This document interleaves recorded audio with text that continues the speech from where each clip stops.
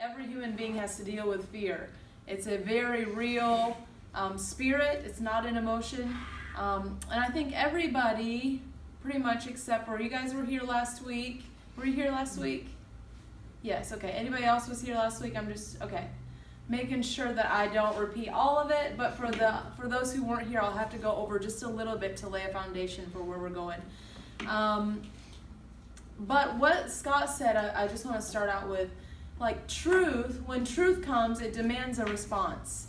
And when you hear the truth, you and I, when we hear the truth, we don't get to stay neutral. We don't just get to say, yeah, but I'm not going to do anything with that information. Because when we do that, we are essentially rejecting truth and choosing deception.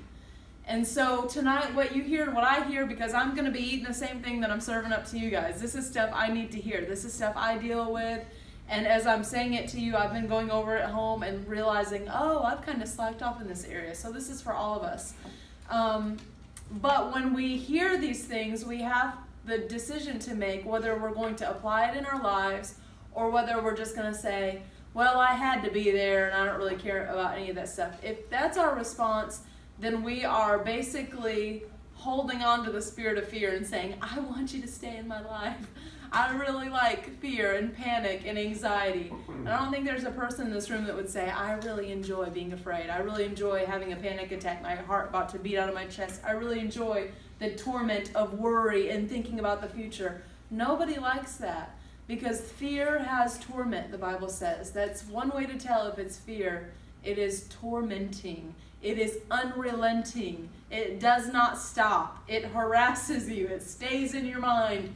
The scenario plays over and over. If it's a fear about, say you had family members die of cancer and you start to have pain in your body in the same area where they had cancer, well, all of a sudden you've believed that you probably have cancer too, and that scenario starts to play and you're like, I need to call the doctor. I probably have to start chemo next week. Oh my God, I probably have 2 years to live. I better get my will written in my house in order. I'm going to die. I mean, it just plays so quickly in your mind.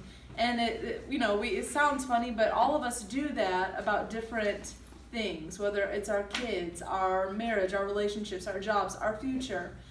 And one thing that so many of us are fearful about is change. And almost nobody likes the idea of change, whether that is changing, for so many of you, changing your relationships and bad influences in your life, or changing your routines, or changing your coping mechanisms. Change is like so to us as human beings because we are so comfortable where we are. But if we fear change, we are essentially keeping bondage. We are refusing to grow. We are refusing a better future. And so if we love truth, and probably most people in this room would say we want to know the truth, we love truth, then we have to love change too. And that sounds hard, but if we change based on truth that we heard, it will result in us being free. It will result in us having more peace in our lives. It will result in better relationships. It will result in fulfillment and joy in our lives and the things that God has for us. And so just to review on last week, the number one thing we learned last week was that fear is a spirit.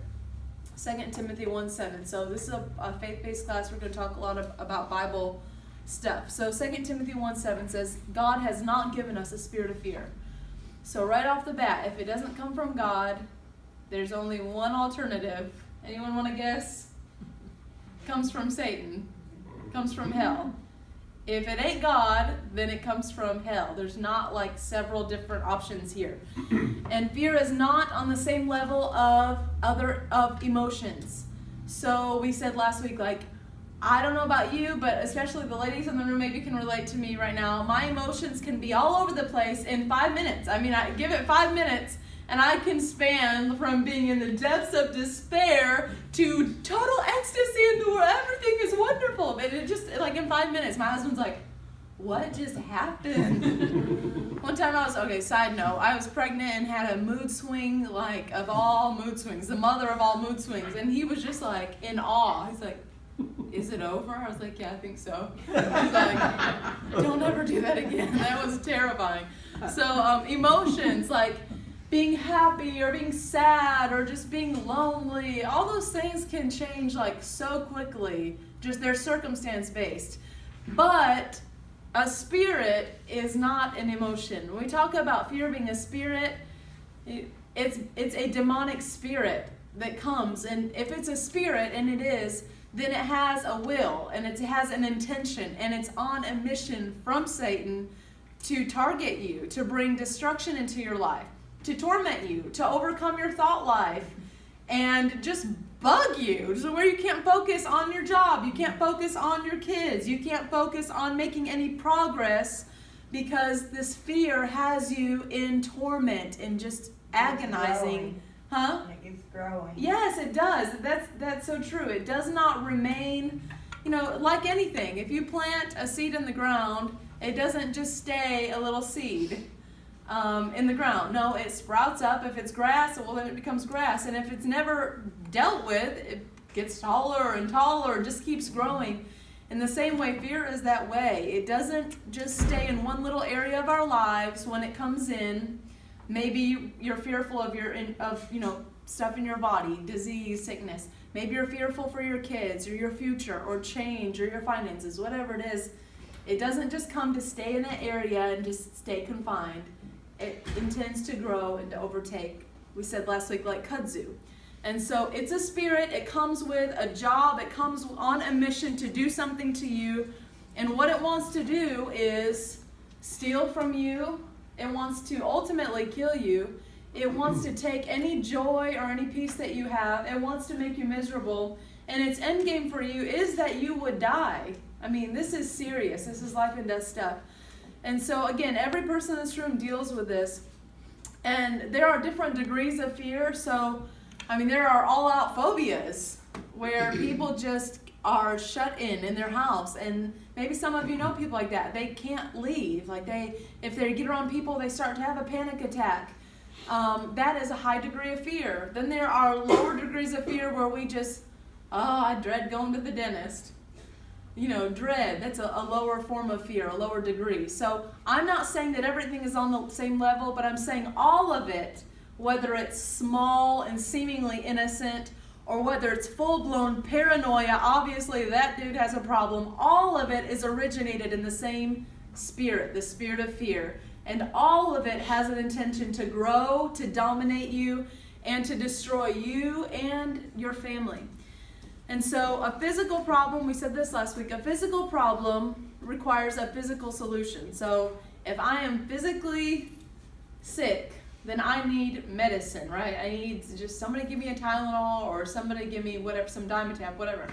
A spiritual problem, aka fear, it's a spirit, needs a spiritual solution. So what I'm talking about tonight, some of it will be applicable for you. This is the tricky part because I'm used to teaching this in a different setting. So I'm used to teaching this to people who all profess. I know there are people in here who are Christians. I don't know if everybody is because I'm not going to take a poll, but I'm used to teaching this at church or places where everybody would profess to be Christians, so I can say some things that they may understand in a different way. So I'm trying to make this as applicable and as relatable as possible. That being said, so much of this only applies to people who are willing to give their lives to the Lord, because if you're not, you are agreeing with the spirit of fear. You're like under that rule and that power. And you can only fight that to a certain degree if you're submitted to it. It's like you're in the kingdom of darkness. You don't confess Jesus as Lord, well then you're in the kingdom of darkness. And fear is the power that rules that kingdom. So it's like, I can fight you, but but really I belong to you. So it doesn't work so well. There are some things you can do practically, and I'll talk about those tonight. But for the most part, this relates. This is for people who have decided, maybe you're, depending on how much you know the Lord or how much you know about the Lord, or maybe you're just like, I want to live for God. Well, then this will help you tonight. So when I talk about fear, all of it is, and we're about to move into the new material, but all fear is rooted in the same thing. It's all rooted in death. And so we said last week that when Adam and Eve sinned, immediately they're afraid and they hide, right? They hide from God instead of talking to God like they used to. They run and hide. God comes looking for them. And the reason they're hiding is because they knew that if they ate that apple or that fruit, they would die. And so that fear that had never been on the planet before, here it is, and it's attached to death, the fear of death. And so no matter what it is, no matter what level or degree of fear, it is somehow rooted in that fear of death, which includes loss, fear of losing someone or something, fear of losing a relationship, fear of losing, a relative, a job, an opportunity, fear of losing your reputation, fear of losing your identity. It's fear of separation, being separated from something or someone that's important to you. And then it is, the fear of actual physical death, which is people don't want to fly in a plane because what? The plane might crash and they'll die. People don't want to go to a foreign country because ISIS might be over there and capture them and torture them and kill them. I mean, these are real fears, but they're all originating in the fear of death. And fear's objective, 1 Peter 5:9 in the Bible says this: give all your worries and cares to God, for he cares for you. Then it says this: stay alert, watch out for your great enemy, the devil. He prowls around like a roaring lion, looking for someone to devour. So this is the picture of your enemy and my enemy. We all have a common enemy. That's why it doesn't matter, your personality, my personality. We have so much more in common than we think. We have the same enemy. It's Satan. And he is, even tonight, looking around at our lives and looking at our families. And he's looking for people that he can pounce on and devour. Kind of like the picture in National Geographic. I can't handle it, okay? I hate the circle of life. I can't watch all those shows where the predator lion finds the little baby calf that's behind. I can't handle it. I cry. I hate it. I'm like, turn it right now. Turn it. I can't handle it. So, but that's the picture of the enemy. He looks for people who are vulnerable in an area. They could have it all together. And this is the thing. All of us are vulnerable in some area. And he's looking to see. And if that area is fear, if we are given over to fear, it is like the scent of fresh meat to him. He is looking, because the previous verse said, cast all your worries and anxiety on God because he cares for you. Like, throw it up to him. He can take it. Because you have an enemy and he's looking. He's sniffing around for that spirit of fear. He's looking who has that fear on them, because that's someone he wants to devour. And he's not coming just to Paul actually, he's coming to devour you and to devour me if we give in to fear. But this verse also indicates, the good news is there are those people that he cannot devour.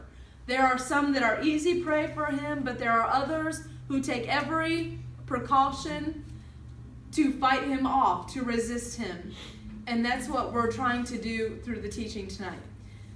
So any area in our lives where fear is strong, it probably all originated with a thought, with an experience that we had, with just a suggestion. It could be something as stupid as something we saw on Facebook. We were laughing last week because one of the ladies over here was like, I saw those Facebook articles where, it says, look at your hand, and if you have these marks on your hand, you have cancer. Or look at your fingernails, and if you have these white spots, then there's a high chance that you have such and such disease. And it sounds crazy, but we read that stuff, and we begin to look for it, and all of a sudden we have a measure of fear. We're like, oh my gosh, we're looking at our kids' fingernails and freaking out. It can start that way. It sounds silly, but it can start, it's just a thought. It's a suggestion that it's not even you at that point looking for, it's the enemy. Fear is all around us. It is everywhere, because death and sin are everywhere. And so you could hole yourself up in your house and you would still be attacked by fear, because it's a spirit and it can come in a thought. And so I'm moving on, but I'm going to say this last thing. I had this experience. This is kind of why I like to talk about the subject, because I had this experience with fear about 5 years ago, where life was good. Like, there was nothing bad happening. I've had, honestly, an easy life. I had a drama-free life. So everything is good. I was no kids at the time. I was pregnant, and my husband and I are good. We have a good job. Like, everything's fine. But I start to have this thought, and the thought is just breast cancer. breast cancer. Just this thought like on repeat in my head, breast cancer, breast cancer. I'm like, what is this? Like, what in the world?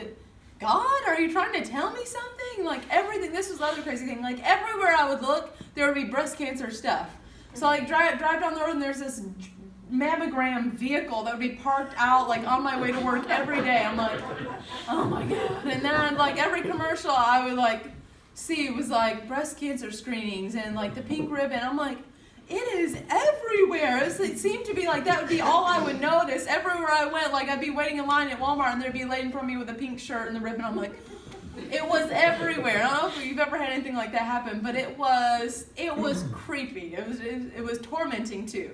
So I'm having this thought over and over, breast cancer, and I could be brushing my teeth, I could be eating, I could be praising Jesus at church. It did not matter where I was or what I was doing, that thought was tormenting me.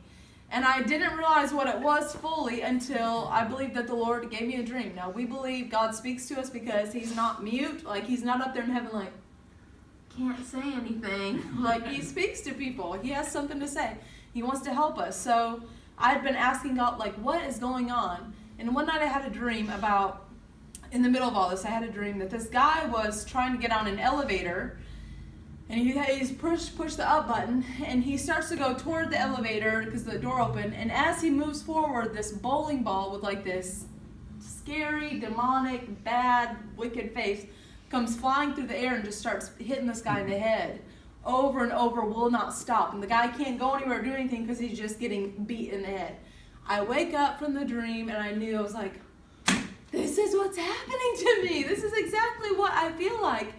And I realized then that the Lord was saying, like, this is not me doing this to you. This is your enemy. So now you can fight. You don't have to just take it and live this way, or you're going to be like a tortured individual and needing some medication pretty soon.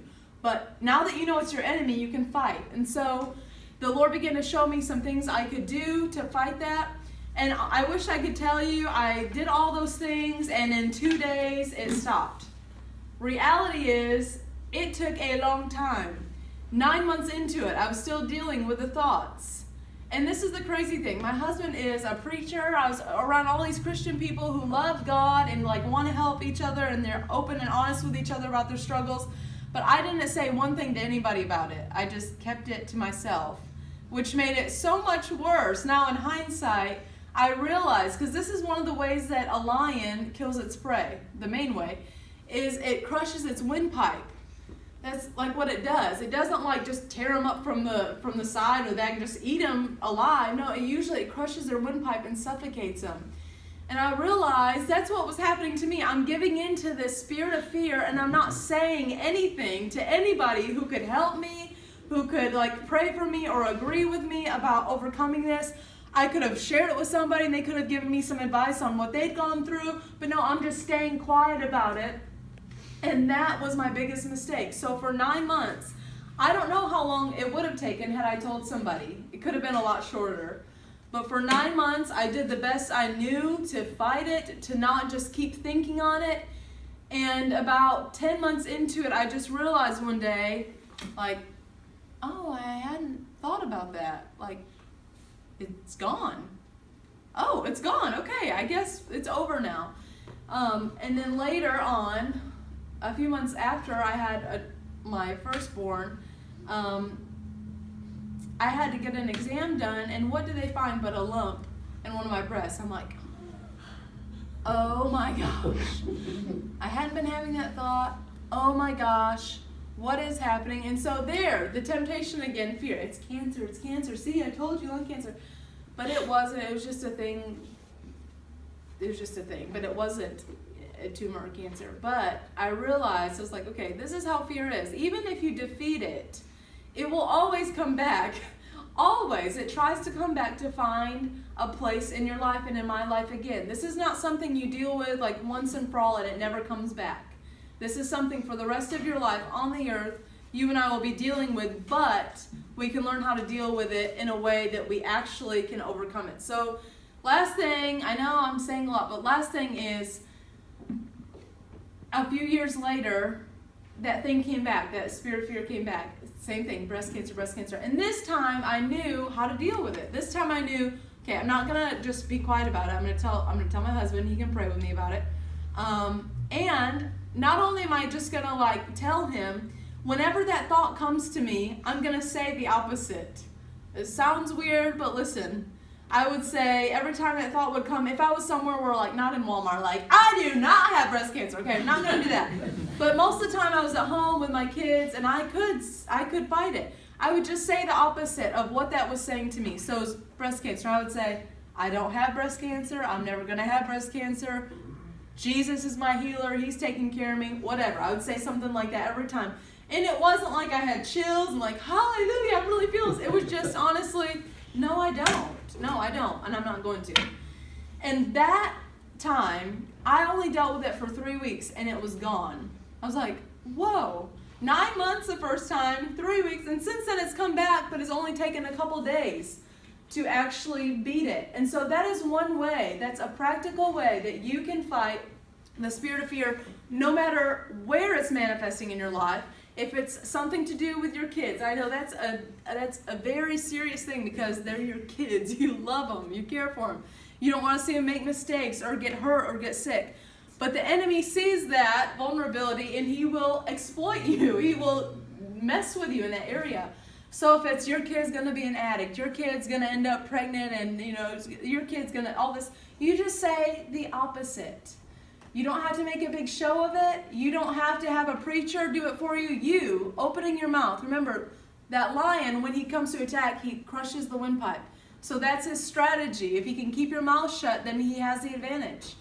But if you will just say the opposite of whatever that thought is playing over in your mind, you're going to go crazy just like your grandmother. You're going to lose your mind. You're going to get Alzheimer's like someone. You just say, no, I'm not. No, you don't even have to have, it doesn't even have to be a Bible verse. I mean, if it is, all the better. But you just saying the opposite of that is fighting that spirit of fear. You have the power all alone by yourself to fight that spirit. That's what the Bible says to do. After that verse where it says, hey, look out, like there's this lion and he's wanting to eat you. The next verse says, resist him. Don't just lay down and take it. Don't just fall over and, I just don't know why this fear won't go away. We've all been there and said that. But here's why it doesn't. Because you and I don't fight it. We just say, just have your way with me. Just do whatever you want. You control me. I don't know. I can't get you to go away. It's because we're not telling it to. We're not actually fighting it.